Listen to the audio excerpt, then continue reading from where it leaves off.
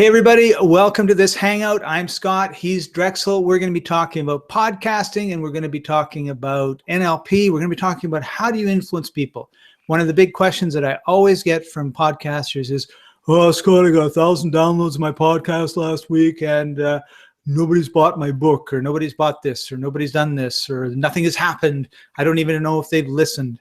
And of course, the problem that they have is they're not creating influence. And it works also for a lot of people who, I've got this podcast, I've got great information, and I've got 4 people listening to me. Why don't I have more?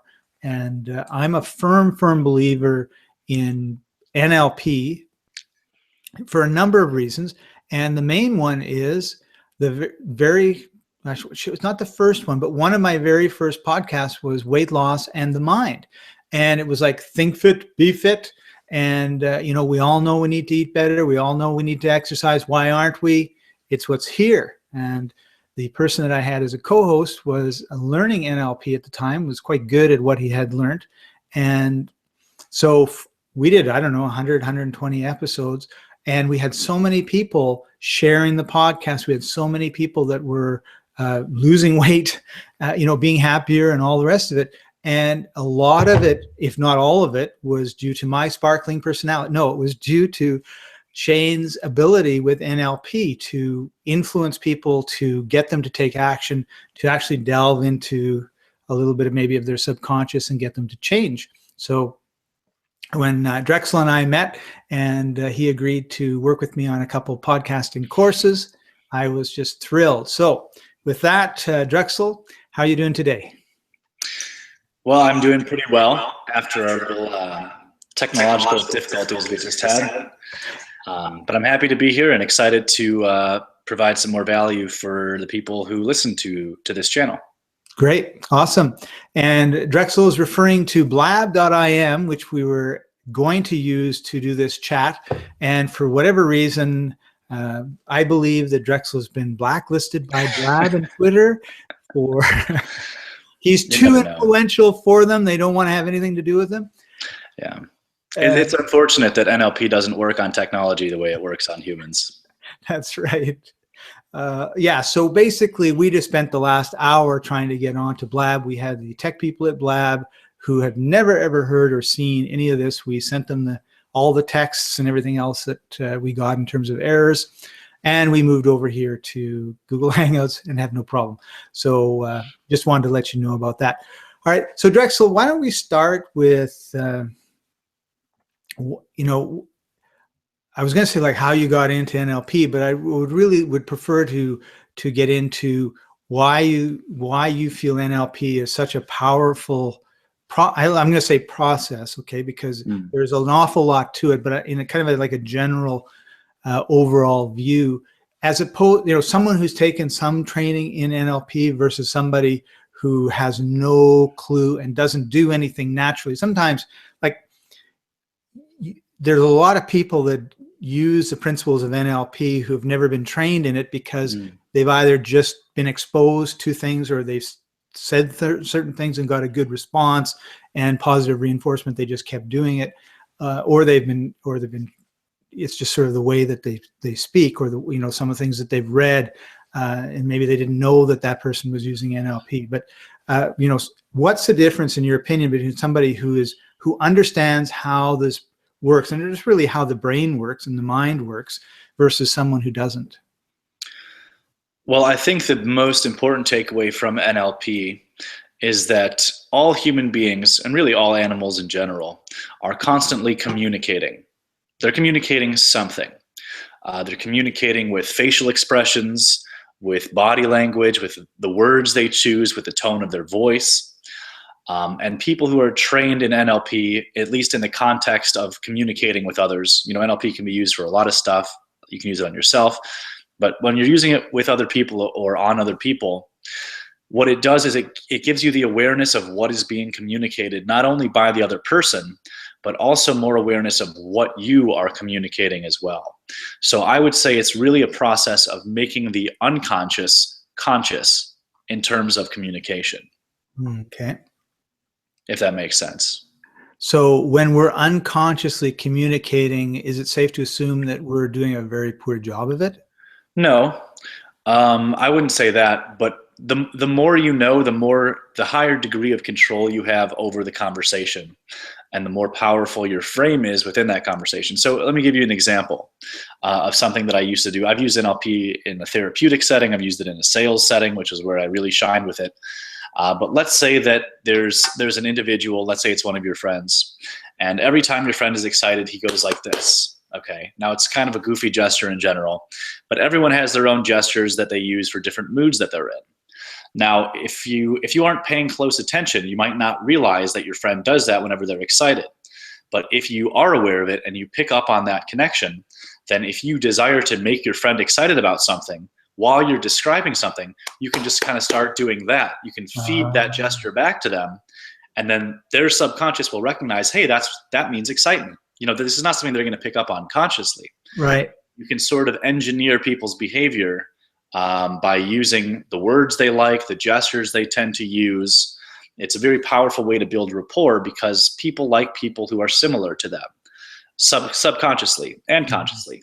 So when people subconsciously notice that you're using the same words and gestures, they afford you a greater degree of trust, and they follow your lead much more readily and much more easily.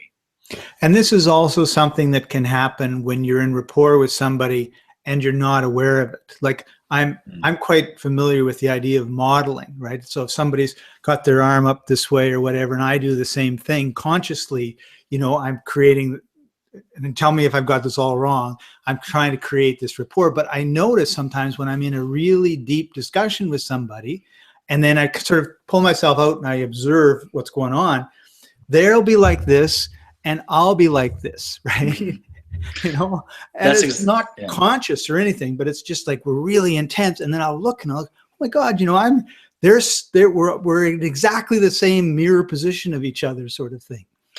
No, you're exactly right. In fact, there's at least 1 or 2 lectures in my class NLP for Sales and Persuasion where I talk about that exactly.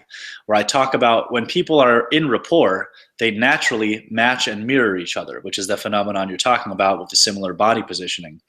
And you can create rapport artificially by doing it on purpose. And the nice thing is that when you create rapport artificially with matching and mirroring, unless you get caught, which should never happen, it very quickly becomes real rapport. And the other person usually doesn't know what's going on.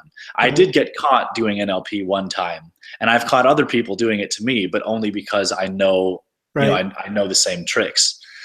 Which is funny because it's hard to trust someone if you catch them doing NLP with you. So practice makes you that, like, are they manipulating me or not, sort of thing, right? Yeah. Well, the woman who caught me, I wasn't trying to sell her anything. I was just trying to build a connection with her.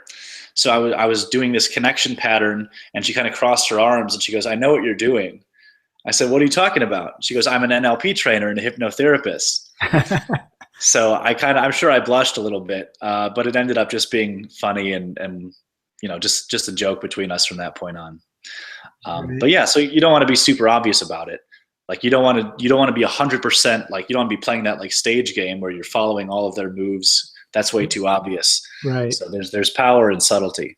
That's right. I was just going to say that the whole idea of NLP is it's the subtle communication. It's a communication on lots of different levels, right? As opposed to, like you said, the word, the tone, your body language, your expressions, how, even probably, what you're thinking. Sometimes maybe that just gets, I know in my case, it's always reflected in my face, but sometimes I think we can be thinking things and it just kind of, Napoleon Hill talks about us being receivers and transmitters, right? Excuse me. Yeah, that's very much true. Our brains are very much like radios where we send signals, we receive signals. And the most fascinating thing about the way that our minds work is that we don't need to have any awareness of this for it to happen. It's just how we're programmed, how we're designed, created, evolved, whatever word you choose for it. It's just the fact of how our brains are. We're just human frequency transmitters and receivers as well. So Drexel, since a lot of the people that I train in podcasting are audio podcasters. I'm sure it would be different if it's video. Obviously, like we're doing video right now, my hands are moving, and I'm smiling, and or what whatever. You have those visual cues. But if you're in a medium like radio or audio podcasting where you don't have the visual cues, what are some of the things that you can do, with your voice or your tones or the sounds that you make? That's all we have really is the sound that we're making. It's audio. It's not visual. What are some of the things that we should be concerned of, or more aware of maybe than we are? Sure. There's one main thing that I always harp on. I've taught at the fundraising and sales companies I've worked for, and I'll get to that in 1 second, but I want to address what you said first about how people can't see you gesticulating, they can't see your facial expressions. Even though your audience cannot see you, you should still be doing all of those things. Now, I know that can sound a little bit goofy at first, like, well, why does it matter? And the fact is that the communication coming from you is all coherent. It's all one big piece. And so if you're sitting there with your head down and your arms crossed and you're trying to sound excited about your product, your audience is going to pick up on your mood, which is, engineered by this kind of closed off body language. Right. So if you're sitting in the studio and you're smiling and your hands are moving and you're excited and you're enthusiastic, that energy will be transmitted through the audio to your listeners. Because even though it's technically a sound signal coming through, energy, emotion itself is a frequency. It is energy. And even though it looks like there's empty space all around us, it's not true, because light and sound couldn't go from one side of the room to the other if there was no medium for it to go through, right? So when you are emitting certain energy, anyone seeing it or listening to it will still pick up on that. So it is important to keep yourself moving around even if people can't see you. And I want to jump in here too, because I remember seeing a clip where they were interviewing Robin Williams when he was the genie in Aladdin in the Lamp, or whatever the movie was that Disney put out. And of course, that's a cartoon. So all he's doing is speaking his lines, right? So they show him actually in the studio and he's moving around and all of these things, right? And I think they filmed him, and then the animators took that in and used probably a lot of his movements and motions in the movie as well when they animated it. But I thought, because I had never thought about it before, and you reminded me of it just now, where because I really thought it was like, oh yeah, you're just there, hello, blah blah blah blah blah, but no, like he was like right into and I've seen the odd one since, and I've watched, and sure enough, like they're in some, like if it's like, oh no, and it's scary, like they look scared and they've got their hands up and they've got all the actions that would go as if they were being filmed live, even though they're going to be in a cartoon, right? Yeah, I mean, it all comes across in very subtle ways in your vocal tone and the energy that's behind your words. But to answer the question you asked me a few minutes ago, is there anything you can do just with your voice? There is a lot you can do, but I don't want to get too complex with it for the sake of this video. But the main thing that I always harp on is to make sure that you're not uptoning your voice when you're telling people what to do. So in a sales context, your commands when you're telling people what to do is stuff like share my podcast, buy my product, subscribe to my service, tell your friends about this, make sure to sign up for my newsletter. Just 5 examples right there. And you want to have that commanding tone where it has a drop at the end. We're saying subscribe to my podcast, buy my product, sign up for my newsletter. You don't want to be saying buy my product, sign up for my newsletter, share this with your friends. Right. Because when you tone your voice up like that, it always sounds like a question. So you're giving someone a command, but your voice tone is telling them it's a question, which confuses them. It confuses them. They don't really understand the communication, and they're not going to do what you say. Now, I've seen this. I've trained at multiple companies. I've trained the other staff, people who were there for years longer than me, because a lot of their people were doing this and not understanding why they were having bad results. I worked for environmental groups and TV stations and solar. And so for example, from the solar company, there was one girl there who would uptone every single sentence she said.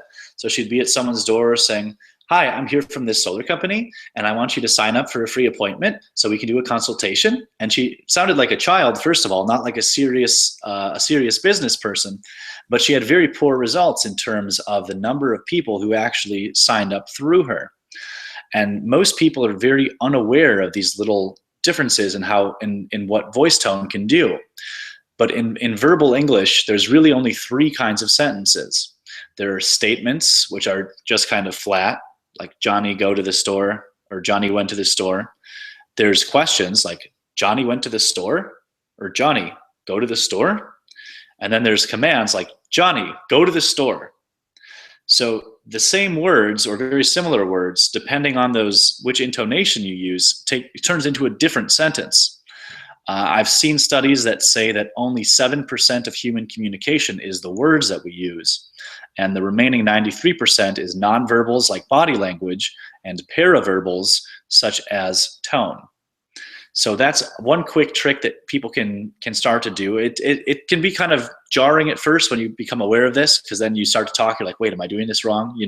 So it takes some practice, but you want to make sure when you're giving people a command that you're using that commanding tone. Right. And that's one of the things I think that people miss when they talk about whether they should podcast or not. I think podcasting or, being on the radio or TV or something like that is an amazing personal development skill, process, not really a skill, if you then go and listen to yourself afterwards. So hard to do in the beginning because we have this, it doesn't sound like me sort of thing going on. And you can be really judgmental. But if you start to train your ear, you notice, these like the obvious one is the ums, the ahs, whenever there's a silence as you're trying to think of something, your mouth wants to make some noise to fill the silence.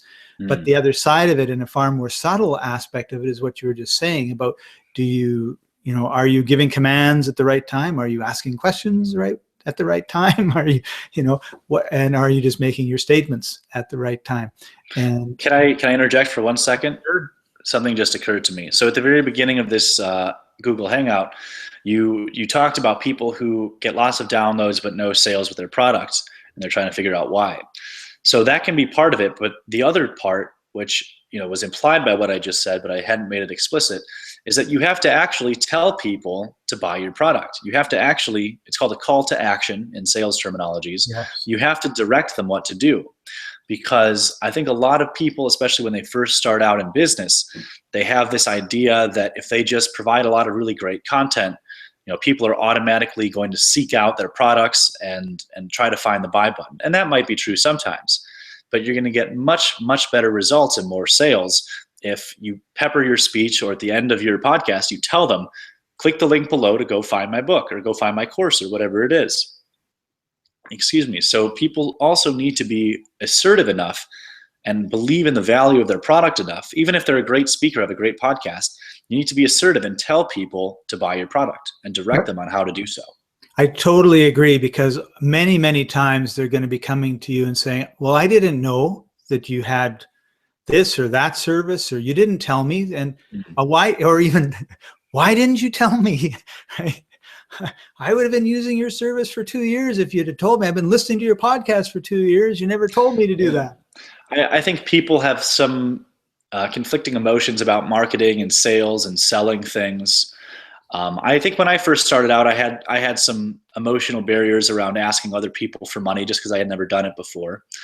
But if you have a good product and it's going to help people, the way I think of it now is that you owe it to them to do what it takes to get that product in their hands, because it's going to improve their lives. So if that means you getting out of your comfort zone and saying, hey, here is how you buy my product, I want you to purchase this, then that's what you got to do for their sake as well as your own. Right.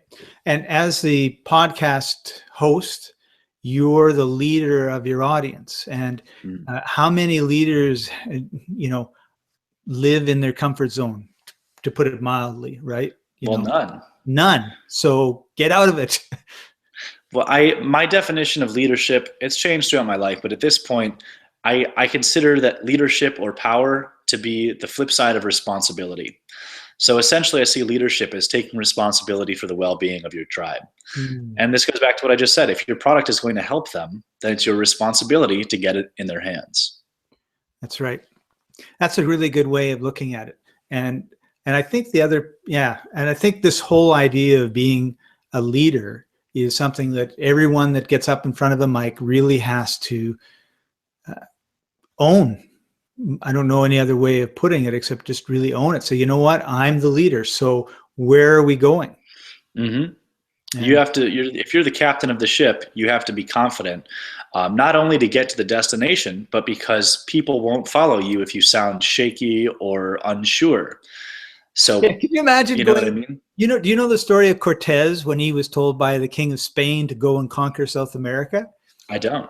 Okay, well, Cortez was told by the king of Spain or Portugal or someplace, there's the city of gold is in South America somewhere. Go get it and don't come back if you don't Mm. succeed, right?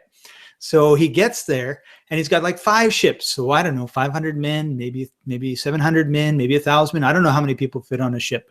And he arrives and they look out and there's like 1 million natives Mm. mad. So everybody is like, oh my God, we're going to die. And so he says, everybody off the ship, set up camp. So they all get off the ship and then he goes around and he burns all 5 ships. Oh yeah, I have heard of this story. So they all get there, they're setting up and they're looking and the ships are burnt. They're going to Davy Jones' locker. He gets Mm-hmm. back up on shore, gets on a little hill and he says, okay, Spain's that way. There's no boats. Success is that way. There's 1 million people in our way. And so you're either going to die or you're going to be living a great life because we'll have conquered South America. Which one do you want to do? And they had no choice, Yeah. right? If they wanted to live. And That's a very similar story. I don't know if it's in Think and Grow Rich by Napoleon Hill, but there's a story at the beginning about a little girl who's asking for 50 cents for her mother. Are you familiar with oh this story? yeah, I love that story. Yeah, and she ends up basically verbally dominating this like slave master, basically this guy, simply because she has not left herself the option of leaving without those 50 cents. Right. She burned her ships behind her when she walked into the barn, basically. It's a very inspiring story. It really is just standing up, and it just drives me crazy when I see people who should be standing up caving. Mm. And it just happens, every once in a while I see it, and I just, particularly in movies or on TV shows, it's just like, what are you teaching all the millions of people that are watching this, right? Mm-hmm. Not a good thing. Yeah, I mean, I think most people have leadership potential, but most of them, I mean, everyone likes to be led by strong leaders. You know, it's comforting to have someone who's grounded, who's stable, who's not going to cave in, who knows where you're going, who knows how to get there, and who takes responsibility for the whole team. So as the podcaster, consider your audience. You can even visualize it while you're speaking could be useful, that you're at the brow of the ship and your audience is on the ship and you have to decide, where are we going? How are we going to get there? That's right. And then you speak in a confident way because people follow strength. That's right. That's right. And so let's talk about this. This is maybe a little bit of a tangent, Drexel, but it's a That's pet fine. peeve. It's a pet peeve of mine. Okay. And I'll tell you the story, how it happened. Okay. And I don't know. I mean, it's almost like it's a human condition. I was at an event in England 7 years ago. And basically it was everyone was from England there, except I was there from Canada, and there was an American who was about 35, strikingly handsome and somewhat arrogant, as you would expect from a successful entrepreneur that wasn't particularly mature. Mm. And there was a kind of this undercurrent of, could an American come in and just sell the same way he does in the United States in England? The answer is yes, by the way. And he did. So there was, I don't know, maybe 70 people, and about 20 of them bought his product for between $3,000 and $5,000. And it was in beta, and it would be 2 years before, 2 years later, it was still in beta. And 3 or 4 people that were at that event and ran into me in other places asked me, like, how come this guy hasn't delivered? And they're still, waiting for what they bought to be delivered. And I thought, it was a great example of somebody who had nothing to offer, but had all the confidence in the world. And Oh then yeah. there were other people there who, I mean, had nothing to offer, had all the confidence in the world and was to the extreme of pretty much ripping everybody off. When, as far as I know, as far as what I know about how the story ends. And then there were other people there that had something and it was valuable and it worked, but they weren't very confident at all. So of course they sold none or one, and this guy sold everybody pretty much. And it always strikes me, like, because I've been to lots of events and I see that where it's like, wow, like that guy is really confident. I was at an event locally and one of the more successful Canadian speakers in his field was there. And there was a couple other people I knew. And so I said, well, and I was watching, and sure enough, everybody got up, did their, 1 hour presentation or whatever. And maybe one person went to the back. This guy, he had everybody eating out of the palms of his hands. He was very experienced. He's 60 odd years old, been doing it for 40 years sort of thing, knew exactly what to do. It was great to watch. And everyone ran to the back of the room. And I said to my friend, how come you're not going and buying, right? And he says, I bought something from that guy 20 years ago. I'll never buy anything else from him. Oh, wow. And I don't think, actually, personally, this guy's stuff was bad. I think it probably was really good if you followed the system. But it just always struck me as like, and you've brought it up, which is kind of why I wanted to bring it up too, is like, I guess it's knowledge. Like, if I know that I'm more likely to follow somebody who's really confident, then I'm aware that I'm going to be going that way. So now I need to really look and make sure what that person is offering is what I want. Yeah, I mean, I've been approached by several multi-level marketing people, and I've gone to a couple presentations because they're very aggressive and very persistent. So I would go just to shut them up, basically. And I mean, welcome to the club. The products are usually garbage, as far as I can tell. But what they do at these presentations is they have a super enthusiastic, super confident speaker. They have great music playing. They show videos of happy people smiling who used to be just like you until they discovered this. And now look how happy they are. They're traveling the world. They pump you full of these good emotions. And so people can very easily confuse being filled with good emotions for the quality of the product. And in fact, that's what con men rely on. That's why most of these multi-level marketing things don't work. And why something like 97% of people never make any money with them. It's because they got sucked into the positivity.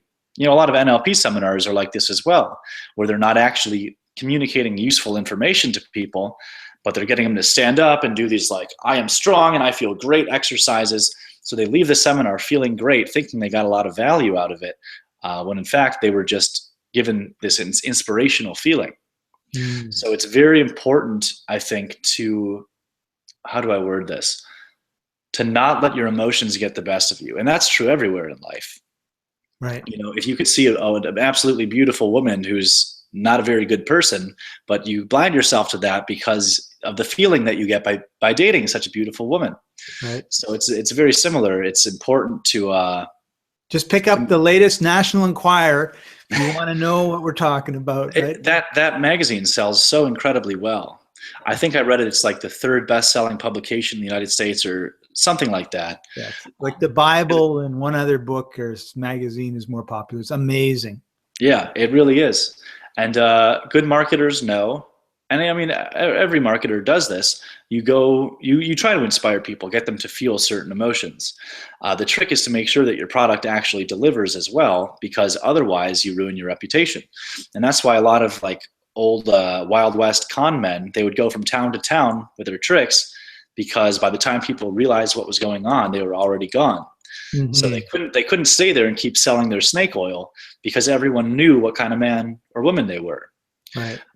So I would just encourage people to always, maybe if you're feeling really inspired, take a few seconds, take a few deep breaths and see, is this product, does it sound like something logically that's going to help me? Yeah. And of course, if you're going to be a business owner, you should have good products that actually will help people. I forgot who said it, but I heard a saying that great marketing just makes a bad product fail faster. So you gotta, when you're selling, you have to hit, or podcasting, or anytime you're influencing someone, you do want to hit that emotional side of people. Absolutely. You can't sell without it. But then also that logical side, so that they can feel good and then logically convince themselves like there's a good reason for why I feel good. And then that they're still going to feel good after they use the product as well. Right. And as you, and I guess we're spiraling a little bit out of control here, and I want to bring it back to the NLP. I tend to do that. But this has been a fascinating conversation. I'm so happy we're having it. And I think the other problem is if people don't sit down and decide, this is what I want to do, and this is where I want to go, and these are the tools that I want to use. Now, there may be a process of learning in there where you say, you know what, I'm going to take this course and that course and this course and that course and this course and that course, so that I kind of get an idea of all these different areas if I need that. And I'm not just talking about marketing. It could be, do I want to be a longshoreman? Do I want to be a lumberjack? Do I want to be a doctor? Do I want to be this? I mean, you can kind of go and find out about different things until you sort of make up your mind. But in this particular group that was in England, like, they were all people that had businesses and they wanted to market their business. And I think what happens is that they get into what we call the shiny object syndrome, where, oh, this is cool, and I do that. I mean, I see myself doing that from time to time. But what I do more and more is I just sit down and say, okay, this is what I want to accomplish, and there's 455,000 tools that I can use. I'm going to focus on this one, and maybe that one. And then the discipline comes in, because Drexel comes up and says, Scott, I got this great thing. It's going to do this, and I'm going to get all excited because he's confident, he's excited, I feel good, I like him, he's my friend, blah, blah, blah. And it's like, and away you go. So that discipline, I think, is part of the problem that we need. Maybe it's a muscle that we need to continually strengthen, to just say, no, this is what I'm going to do. And the other part of it, I think, is there's a fear of loss, right? Like, if I don't use this and Drexel uses it in his business and his business explodes, and mine could have if I'd have just done the same thing, or, and that, I mean, that could be taken as an MLM opportunity, or it could be just taken as, I have my business, Drexel has his business, and they're totally different businesses, but we're kind of maybe both local or whatever. And he's going to do this. And if it works for him, well, I'll be 6 months behind. Right. So there's always that kind of fear of losing out, because this thing is going to be way better than that stupid little thing over there that you already decided you want to use. Yeah, it's very true. Discipline is very important with this kind of stuff as well. Cool. All right. So we're getting close to, 20 or 25 minutes. And so we're going to tie it all up super, super soon. But the other one little thing I wanted to talk a bit about when it came to podcasting is, we've talked about like the vocal tones and that sort of stuff, but what about the actual words? Because there are feeling words, there are logical words, there are like touchy words and sound words. And the modalities. The modalities, yes. Sure. And I think there's two parts to this. One is, if somebody is an auditory learner, and chances are if they're listening to a podcast, they are, but you're not, even if you're doing a podcast, then you're not going to be saying, what I heard the other day, or what I heard you say, Drexel, or they're not going to be using those words to draw in the interest of that person. Or if they're feeling people and they're not using, it's warm to your touch, and the way that guy in England acted really made me cold, or visually, he's we have all these different cues that we can talk about, and I think it's really important that we kind of cover it all, because otherwise you miss out, I think, on connecting with people. Yeah, I mean, we go pretty far into detail on that in that last course that we made, but we can do a quick basic overview, which is that in NLP we split something called modalities. Excuse me.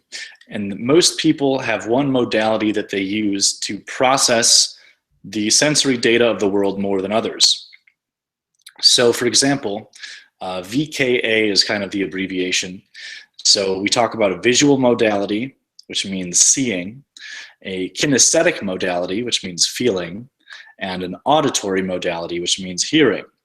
So a good example of the difference, we all use all three, but most people tend to be dominant in one or the other. So if someone tells you something that you understand, a visual person would say, "I see what you're saying." An auditory person would say, "I hear what you're saying." Or a kinesthetic person might say, they might say, "Yeah, I kind of have a good feeling of what you're talking about." So you see, one person's talking about hearing, one's talking about feeling, and one's talking about seeing. Now, sorry, I feel like I'm going to sneeze here. 1 second. Gesundheit. Thank you. So when you're podcasting, you want to reach as wide an audience as possible. So you want to be sure to pepper your speech or your presentations with visual words describing the way things look, with kinesthetic words describing the way they feel, and with auditory words describing the way things sound. Now, when you get a good balance of all these, you're making sure that you're saying something that appeals to everybody. Because if you're a visual person and you only describe things in visual terms, you might accidentally be alienating people who are primarily kinesthetic or auditory. So that's a really good reason to use all three if you can. And again, this does take work. It's not something you're like, "Oh, I get that, now I'm going to start doing it." You really have to sit down and like you were saying, listen to yourself speaking so you can figure out what your modality is and the kind of words you usually use, and then go to some effort to start interspersing your communication with these different modalities. Cool. Awesome. All right. So I think we're pretty much out of time. Drexel, I want to thank you very much. I know this has been an exercise in futility, but at least we did get on and we did get this done, which was good.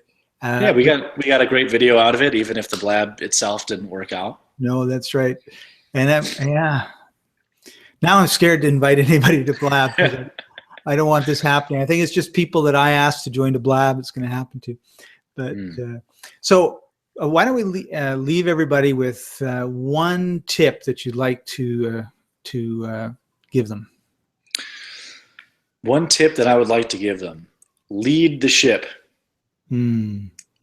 There's some value in starting a podcast or radio show and saying, "People, please call in and give me stuff to talk about." Every once in a while, that can make sense to make people feel like they're participating. But remember that you're the leader. You're the one with the value or the expertise. And so talk about what you know and talk about it like an expert, because if you're running a podcast, then you should be an expert on that topic. You would be the expert. You're the authority. Yes. And I want to add a little bit to that because I think that's a really, really good tip. And it's, I think I forgot what I was going to say.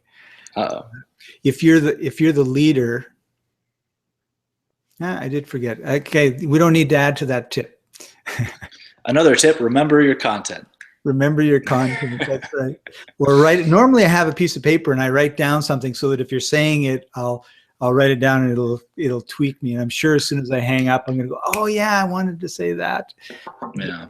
But I think it's really important that you grab onto that leadership mantle and that you just run with it. And your tribe, your community, however you want, your audience, however you want to describe the people listening to you or watching you, they're there for you and remember now what it is. They're there to hear what you have to say, to be inspired by what you have to say, and to move forward in a direction that's congruent with the direction that you're moving in. And you need to, and I think that's a really important responsibility. Like you said, being a leader is taking responsibility for the direction that you're going. And oftentimes people say, "Well, I don't know what to talk about." And I always say, what happened in the last week or in the last month that relates to the general topic that your podcast is on, and tell stories about that, because it's the stories that are also going to be inspiring to your audience. So rather than, because a lot of times, particularly with keynote speakers, they have like 2 speeches. And if you ask them to talk about anything else, they don't know what to say because they're so used to just rattling off these 2 speeches that they've done 1,000 times. And to me, it's like, no, just stop for a second. Don't rattle off the same old stuff that you've always rattled off. How does what you're teaching apply to somebody you talked to last week or something that happened to you last week? Yeah. And one of my favorite podcasts I've ever done was with a fellow named Dov Barron. And I would drive to his office, and it was just our routine, right? He was like 10 minutes away. I would drive, I'd set up, we would talk, and he would say, and then he would say, okay, what are we going to talk about in our podcast? And I'd say, okay, well, this happened to me. And I would just describe, and it could be like I'm watching two guys racing down the road trying to kill each other or something, right? It's just like, why did that happen in front of me here? But it's an interesting story. I'm going to share it, and then we're going to sort of dissect it. And that's the way we came up with the content, because he was very much, and still is very much, an expert in his field, and he didn't need any prepping. And of course we did it we're still doing it. It's been 5 or 6 years. So of course we know each other very well. And I would just say, okay, this is what happened, and let's talk about it. And usually it was a very good little, it ended up being a really good conversation, totally off the cuff, because we were just talking like two good old friends would be talking. But it always related. There was always a moral to the story, and it always related to the overall theme of the podcast. So what happens in our lives is, I think too often, here's my rant starting, I should have just not remembered this, but I think too often in our lives we have this little bit of information we think we need to share, and we have all this other experience here that can color the information that we want to share. And that's what we need to do, is we need to say, hey, this is what happened. This is how I used this principle or these ideas or these concepts in my real life, in a real life situation. Here's the story, blah, blah, blah, and away you go. And then I think that really helps create a depth of connection that you don't get, because you're not going deep into yourself to pull out, this is my life and this is what I did here. And maybe I'm not that happy about it and I wish I'd have done this, but here's how this relates to whatever my podcast is relating about. So there you go. Any last words, Drexel? I don't have any last words besides, if you're listening to this, if you run a podcast, me and Scott do teach classes on udemy.com. So if you do want to find out more in-depth information about how to use NLP in your podcasts, be sure to check out our courses there. If you're more into the NLP side of things and you want to learn all the secret tricks that I learned in hypnotherapy school when I spent my 2 years there, particularly in a sales context, make sure you also check out my class there, NLP for Sales and Persuasion. It's a deeper digging into the secrets of language than you'll probably find anywhere else. And everyone who's taken it so far loves it. So if that's up your alley, make sure to check that out as well. And I love those courses too. And not just the ones that I'm in, but the other ones that Drexel has done. I'm going to be putting links to the courses in the description below, and you'll be able to click on there and go check them out. So thanks for joining us, everybody, and we'll see you next time. Bye-bye.